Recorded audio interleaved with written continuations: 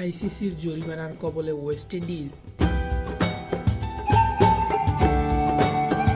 অস্ট্রেলিয়ার বিপক্ষে 5 ম্যাচ সিরিজে চতুর্থ টি-20তে ধীরগতির বোলিংয়ের কারণে জরিমানার কবলে পড়েছে ওয়েস্ট ইন্ডিজ। নির্ধারিত সময়ের মধ্যে 2 ওভার কম করার কারণে ক্যারিবিয়ান ক্রিকেটারদের ম্যাচ ফির 10% জরিমানা করা হয়েছে।